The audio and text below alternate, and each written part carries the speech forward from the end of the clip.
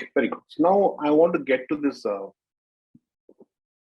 idea of how to estimate these, how to assess the accuracy of the estimate, right? So so let's go back to a classical setting when let's go back to a simple example. Let's forget regression. We'll come back to regression in a second. So the answer. So lecture 2. Let's say let me mark it lecture 2.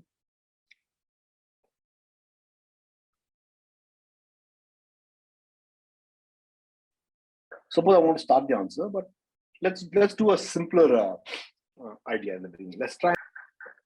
So let's start with a simpler question. So let's say a certain characteristic of the population is distributed as a random variable y. Okay. So y is some characteristic of a population.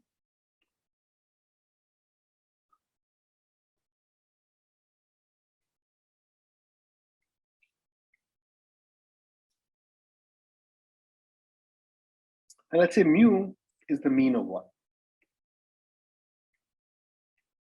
So mu is the population mean, right? And what are we doing? We are given sample points, n sample points, y1, y2, up to yn.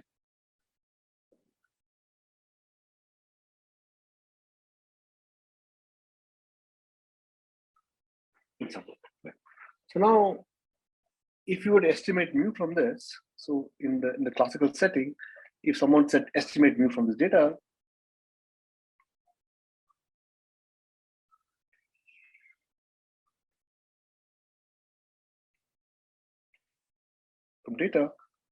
the only way we would do this, we would say, okay, fine, we have this data point, so you just take the empirical mean, the summation I, y equal to I equal to 1 to n, or yi, right? That would be the estimate of mu.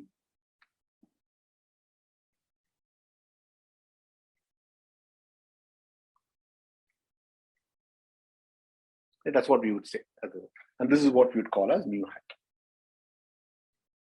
But that's the only information we have, and that's it. The sample mean is what we would take as estimate, right? But we don't know typically when mu hat is close to mu. So we go back and see and understand. So the alternative question we ask here is that is mu hat a good estimate of mu?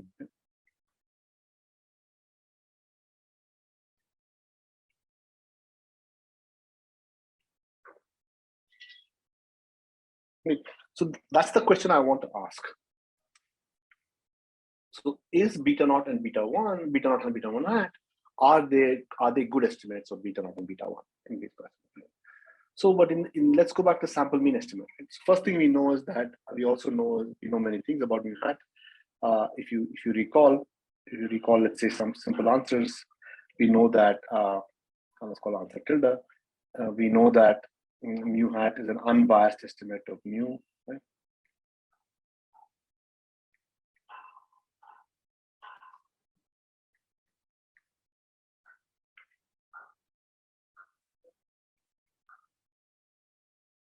This we know. We also know that on an average mu, that's what means that unbiased means on an average mu hat to be equal to mu. Is there no? The question is there an equivalent notion of unbiasedness of beta and beta? So does unbiasedness help for beta naught or beta 1 hat? So let's see. So can this be carried over to the program of? Can this be carried over to beta naught hat and beta 1 hat?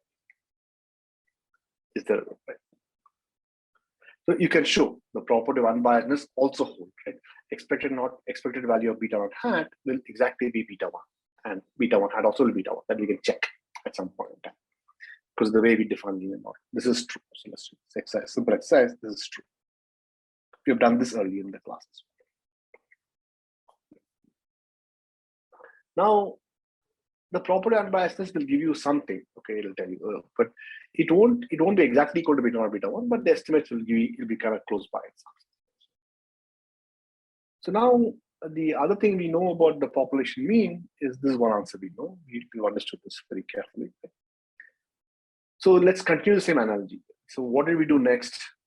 We first checked if the population mean was, sample mean was unbiased estimate of the true mean. That's one indication. We can do the same thing for beta naught and beta 1, and it will be true. It's no problem. So this also will tick the box that this analogy is correct. So we're on the correct track.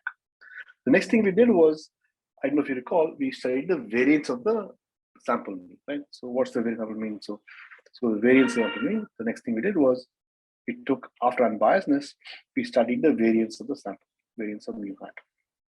Right? What is variance of mu hat going to be equal to? Variance of mu hat is going to be equal to, if, let's say, y has mean mu, and let's say variance of y is, let's say, sigma squared, right? Then you know that variance of 1 over n, summation I equal to 1 to n of yi. Each of the yi's is random with mean mu and variance sigma squared. They're independent samples, so this just be sigma squared by. So now the standard error of so essentially mu hat differs from mu by the variance of mu. That's probably a standard error. It's called the variance. Right? So the mean plus or minus standard error is an interval for the true mean. Right? So this also tells you that as n gets larger and larger, the variance shrinks. Right? So one observation we made in this one estimating sample mean is that if n gets large, n large implies a reduction in variance. Right?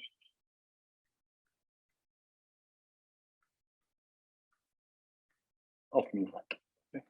So let's call it this way, and then mu hat. And here we knew that expected value of mu hat was indeed mu, right?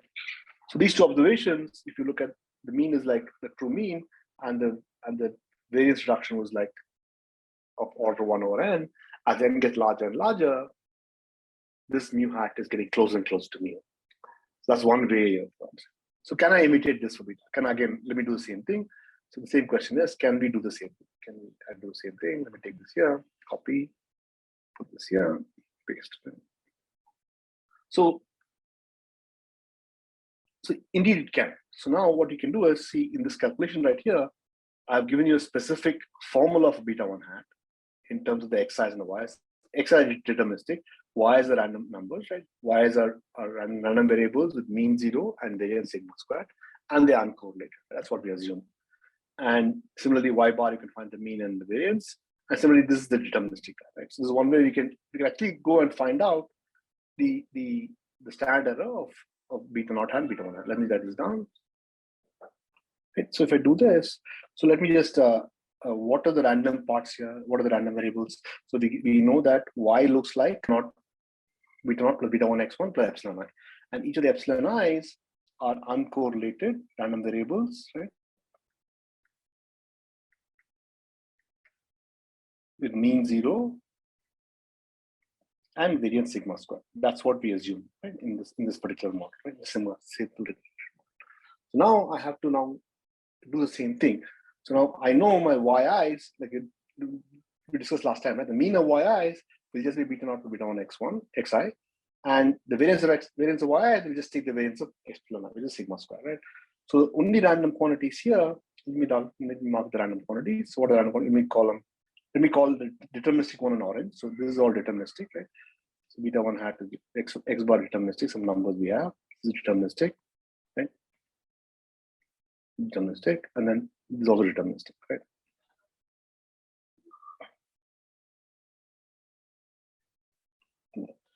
So now I can actually compute the mean of beta naught hat and the mean of beta 1 hat, right? Because it's just linear. This is a constant comes out, and this is just exactly this guy, right? We know this. And similarly, beta naught hat, I can compute the mean again, it's just the mean of y bar, and this is a deterministic one. I can do this, right? So now, similarly, we can do the same thing. We can compute the standard error. So I'll leave an exercise that I'll let you guys check. Okay. Simple calculation that you can go and check that the variance of beta naught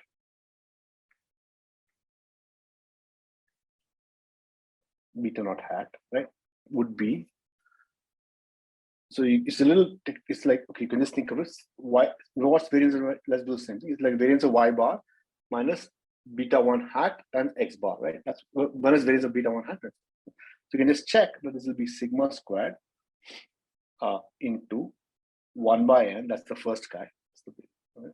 Plus what happens is you get x bar squared divided by summation I equal to 1 to n of xi minus x bar the whole square. You want to do.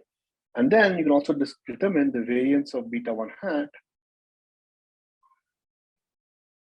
is equal to sigma squared divided by summation I equal to 1 to n of xi minus x bar the whole square.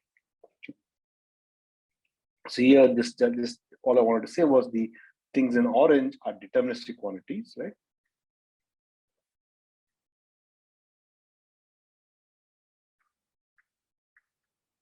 And each of the each yi is just beta naught plus beta 1 xi, and the variance of yi is just sigma squared. This is what you use to compute the variance of beta naught hat and beta 1 hat. And even the same thing, if you want to show the unbiasedness, the same program will apply. That you use this expression for beta 1 hat and beta naught hat to get the answer. So now, once I do this, let's look at this formula. Let's look at the formula a little bit. Now, the variance of beta 1 hat, when will it be small? Right? It will be small only when xi minus x bar, the sum squared is going to be small, right? But this guy is going to be fixed. There's no problem. Right? So the smaller the xi is spread around x bar, or the larger the xi, the larger the thing is spread on x bar, you'll have smaller variance of beta 1. Right? So let's make one observation. So here's an observation.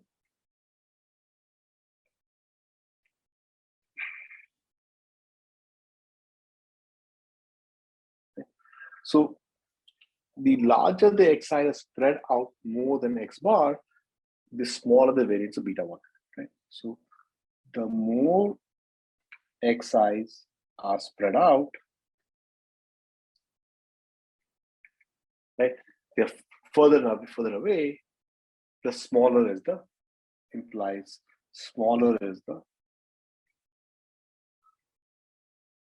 variance of beta 1 hat. So that's one observation we can make just from the calculation that we have done. Now look at the same thing for beta naught hat as well. So okay, n is large, gets smaller. Again, the same thing is true, right? So if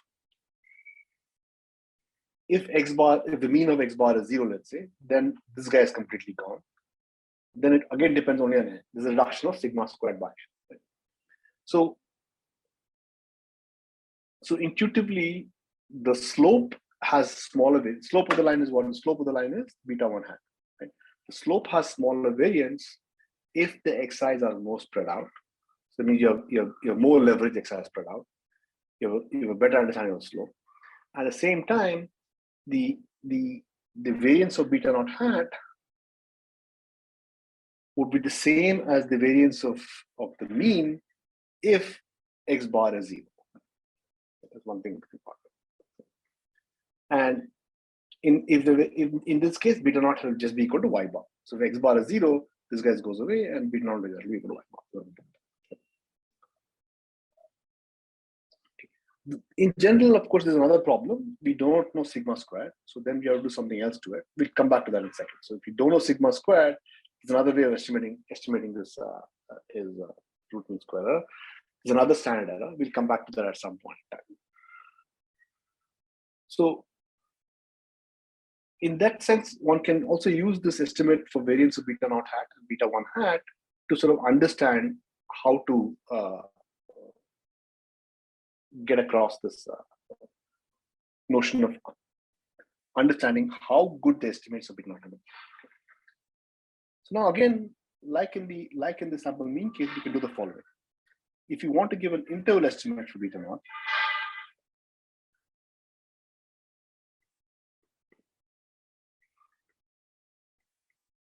let's say you're not interested in one value, you're interested in interval of this. How do you do this again? You can do the following. You can take your beta naught hat, right? Beta 1 hat, right? And then you can subtract, let's say, twice the standard error. So twice the square root of the variance, right, of beta 1 hat. There's 2 standard deviations. And then you could take again beta 1 hat plus twice the square root of variance of beta 1 hat as an interval for beta 1. So this actually one can show, which I will not show today, but you can show that this is like a 95% constant. This is actually a 95% constant. 95% constant.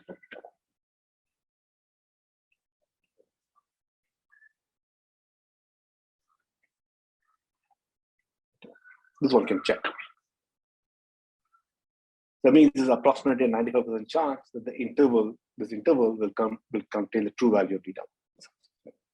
Similarly, you can do the same thing. You can take the same constant interval for beta naught hat. So similarly, you can do the same thing when you just copy this across.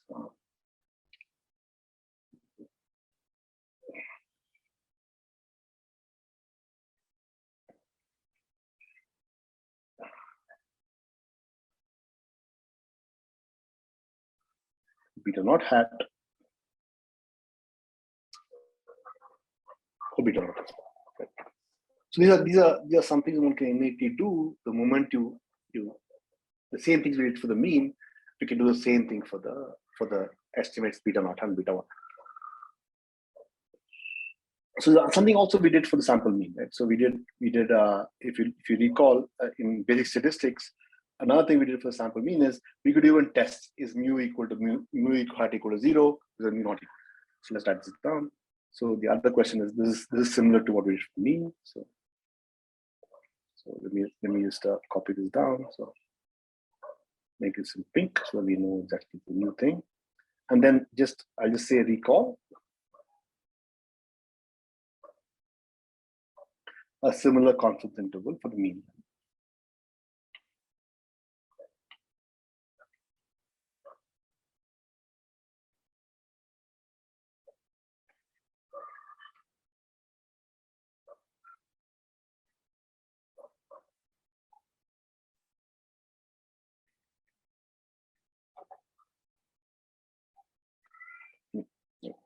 So we took this mean of mu hat and plus or minus standard. Right? Then let's go one step further. We remember we did this whole thing about hypothesis testing for the mean. So let's write this down and write it down.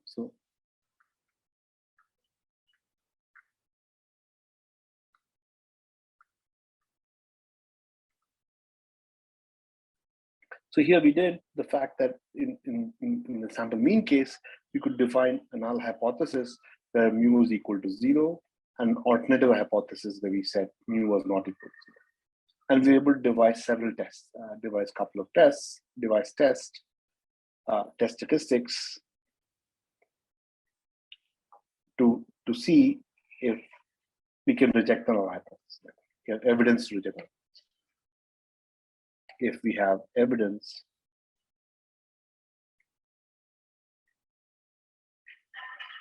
to reject the null hypothesis.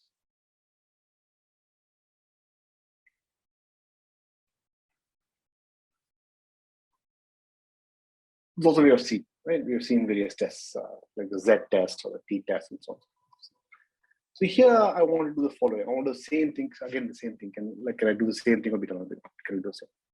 Can this be carried out for beta?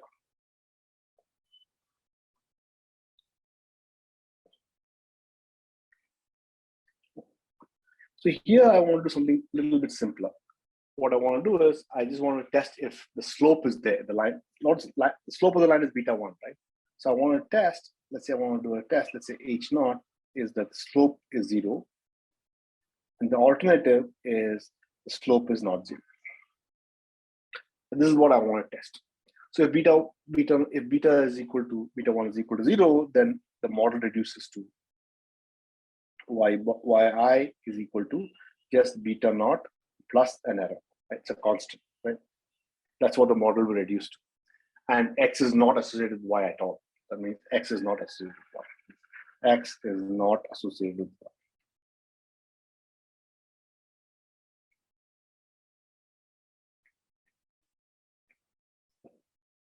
So now, how do you test this? Do you want to test if beta 1 is sufficiently far from 0 to be confident that beta 1 is not 0? That's what it is.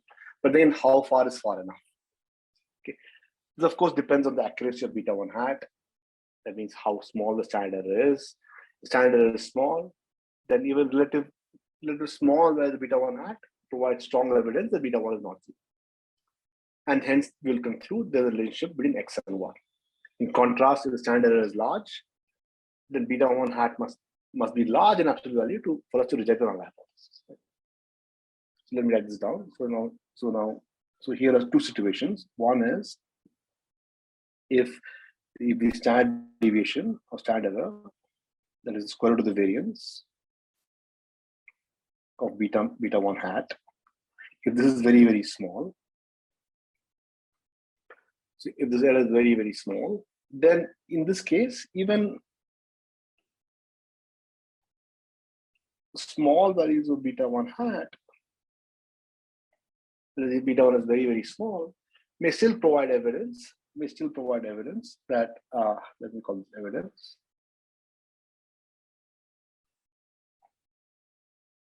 that beta 1 is not 0.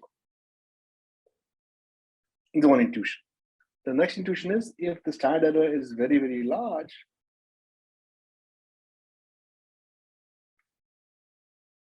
very, very large,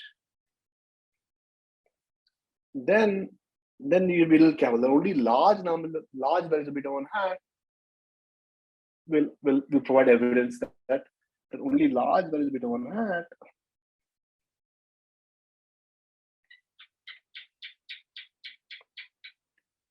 will provide evidence that that beta 1 is not 0.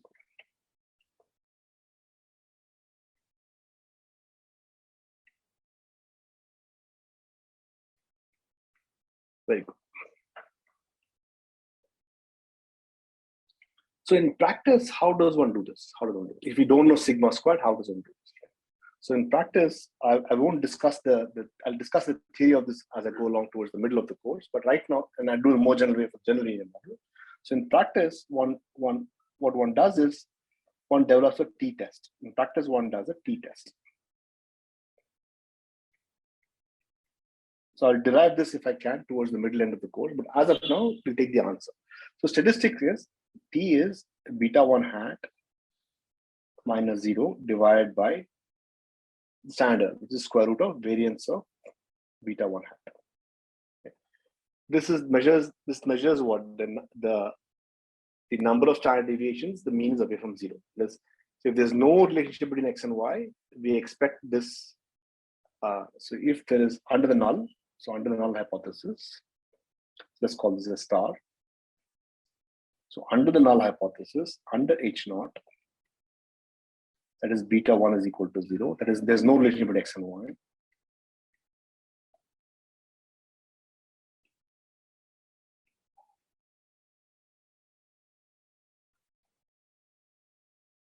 Between X and Y. Okay. X and Y. Then star has t distribution with n-1 degrees of freedom. Tn-1 distribution.